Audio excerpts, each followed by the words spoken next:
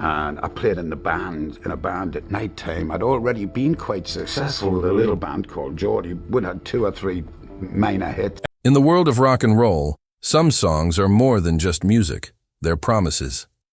They are the anthems that build a band's legacy, ignite stadiums, and become the songs fans demand to hear every single night.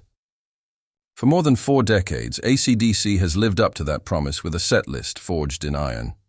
From the first toll of Hell's Bells to the last roar of Highway to Hell, their shows are a masterclass in giving the people exactly what they want. But there's a ghost in the machine, a phantom anthem. For over 40 years, one of their most foundational songs has been deafeningly silent. It's a track that defines their entire journey, yet it remains untouched, a holy relic locked away from the stage. And it's not because they forgot the words. It's not because they can't play it. The real reason is rooted in profound respect for the man Brian Johnson replaced, the one and only Bon Scott.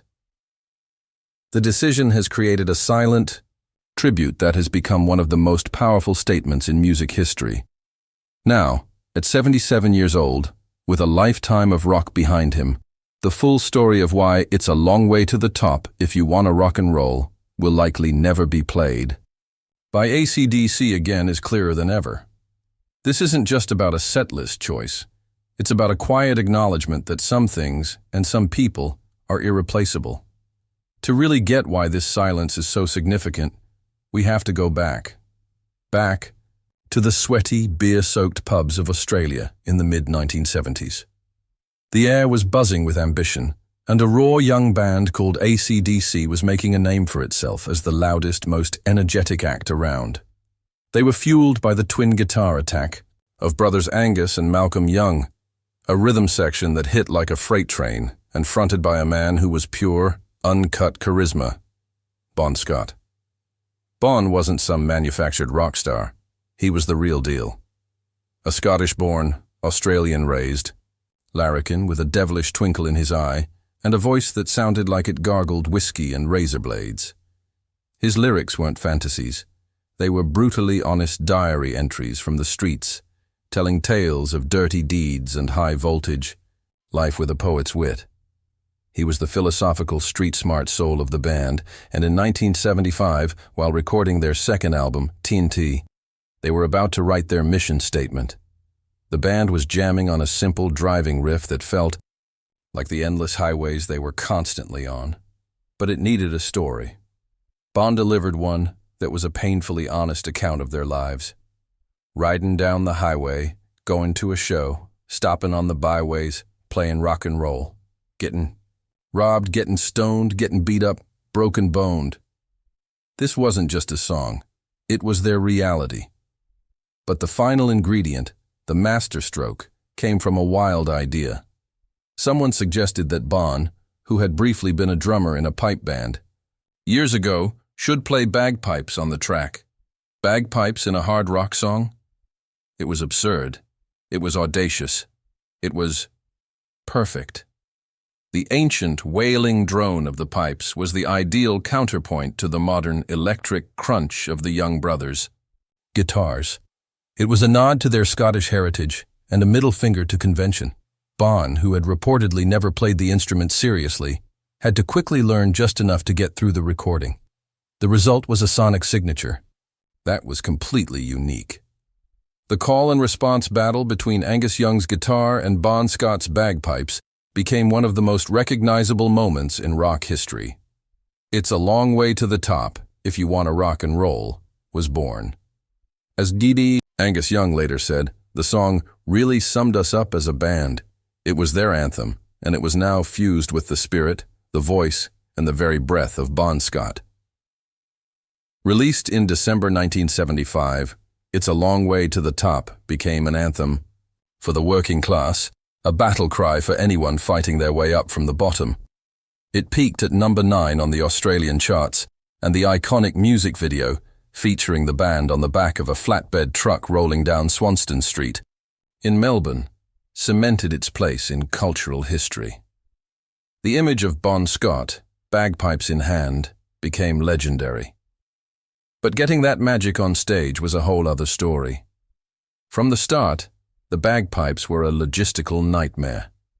For one, you can't just tune a bagpipe to a guitar. The entire band had to tune their instruments to the bagpipes, a frustrating process that killed the spontaneous energy of their live shows. Plus, the physical act of playing the bagpipes while performing, as a high-energy frontman, was incredibly taxing. Because of these challenges, the song was performed live far less than you might think. While it was a staple in 1975 and 1976, it quickly became a rarity.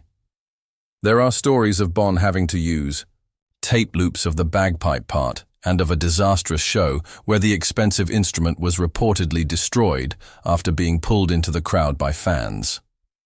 The song's final documented performance with Bon was at the Hammersmith Odeon in London in December 1979, just weeks before his death, where a synthesizer was reportedly used to mimic the bagpipe part. The technical issues had already made the song an endangered species in their set, but its retirement for practical reasons would soon be cemented by a much deeper, more emotional one. The song wasn't just difficult to play, it was about to become sacred ground. By the end of 1979, ACDC was on top of the world. Their album, Highway to Hell, had shattered expectations and broken them big in America. They were at the absolute peak of their powers, a rock and roll machine that seemed unstoppable, with Bon Scott leading the charge. They returned to London in early 1980 to start work on the follow-up album, and the future seemed limitless. Then, the unthinkable happened. On February 19, 1980, after a night of heavy drinking, Bon Scott was left in a car to sleep it off. The next morning, he was found unresponsive and pronounced dead on arrival at a local hospital. The official cause was acute alcohol poisoning. He was just 33 years old. The news was a shockwave that flattened the rock world. For the band, it was an abyss of grief and disbelief. Angus Young later described the feeling. "You were in shock. You're just thinking about him, you know. Is it true? For a while you're just hoping that it's just a mistake. It wasn't a mistake. Bon was gone, and everyone assumed ACDC was gone with him. How could they possibly continue? He wasn't just their singer. He was their brother, their lyricist, their soul. For a while, the band themselves believed it was over. But it was Malcolm Young, the band's quiet anchor, who insisted they get back together, if only to clear their heads. This was echoed by the people who were hurting most, Bon's parents. They told the band that Bon would have wanted them to carry on, that the music was too important to die with him. They made the monumental decision to continue, but the question was terrifying. How?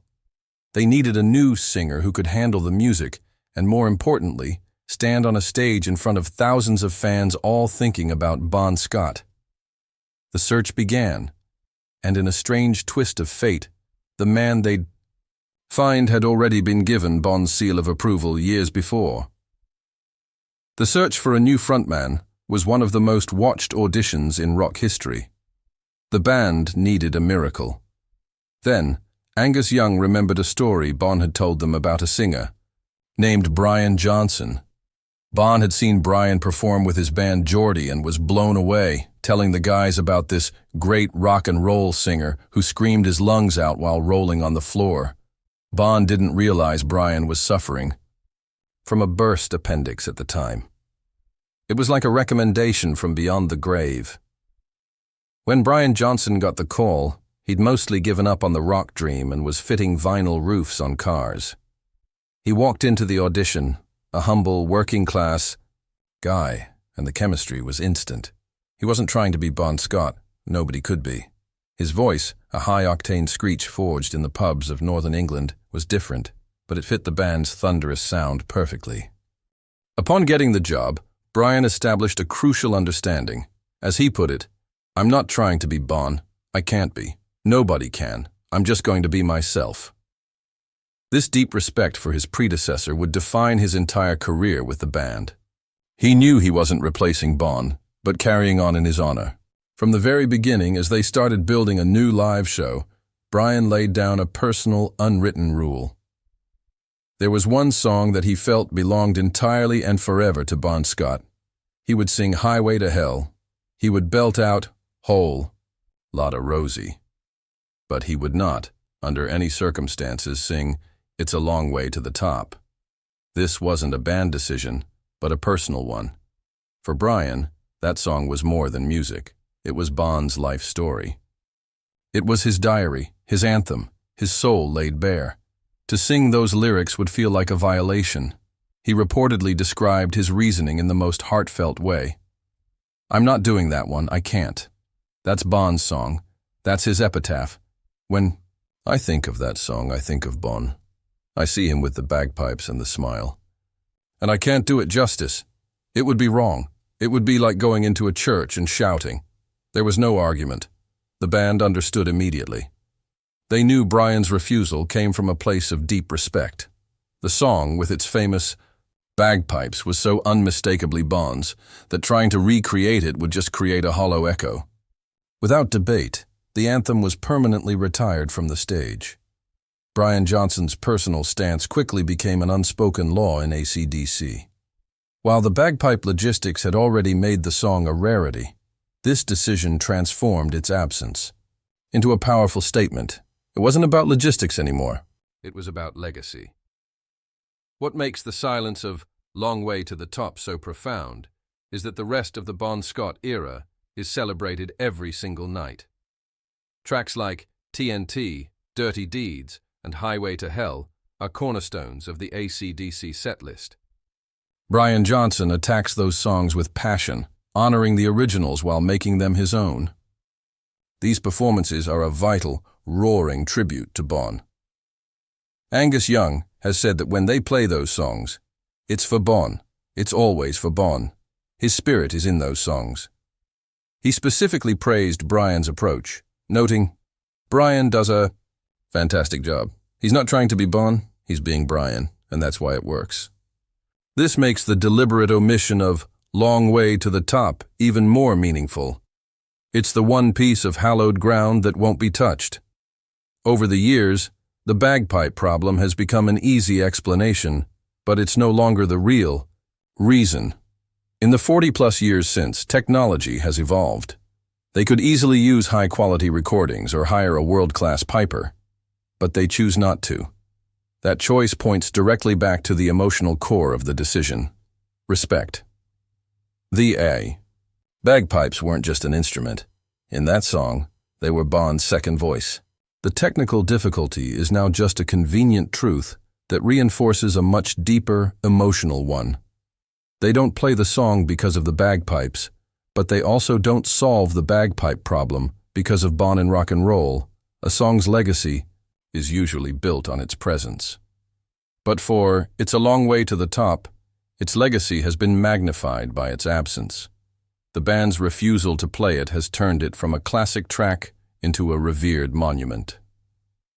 Every night, as ACDC tears through, hit after hit, the space where Long Way to the Top could be becomes a moment of silent tribute. As former bassist Mark Evans said, "In time, it became iconic. But oddly enough, the band doesn't play it. It has become a lot bigger song in time than when it first came out. Its retirement has sanctified it, preserving it as a perfect snapshot of a time, a place, and a man." This decision is deeply understood by the band's loyal fan base. In an industry known for cash-grab reunions and lineup disputes, ACDC's quiet, unwavering stance is a symbol of integrity. Fans see it as an act of love for a fallen hero. The song, of course, lives on. It's all over classic rock radio, and in 2004, a street in Melbourne was officially renamed ACDC Lane, with bagpipers playing the song at the ceremony. But its most powerful legacy remains in its silence. For one of the loudest bands on the planet, their quietest statement might just be their most profound. The decision to leave It's a Long Way to the Top untouched is proof that some things are more important than playing every hit. It's a lesson in loyalty and the unbreakable bonds that define the very soul of rock and roll. The song isn't missing from the set list. Its absence is the tribute. So, when the lights go up at an ACDC show, the audience is witnessing more than a concert. They're part of a story of resilience, triumph, and remembrance that's been unfolding for decades. The songs of Bon Scott are still sung with fierce pride, a nightly celebration of his spirit. But the one song that was his life story, his personal anthem of struggle and grit, remains a sacred silence. At 77, Brian Johnson's commitment to that personal decision has never wavered. His refusal to sing "It's a Long Way to the Top" is the ultimate embrace of its meaning. It's a powerful, enduring testament to the friendship and respect that has anchored one of the biggest bands in history. It proves that even in the loud, chaotic world of rock and roll, the most powerful statements can be the ones left unsaid. What do you think about the band's decision? Is it the ultimate sign of respect, or should the song be played to keep all of Bon's music alive on stage? Let me know your thoughts in the comments below. And if you love these deep dives into rock history, make sure you subscribe to the channel and hit that notification bell so you never miss a story. Thanks for watching.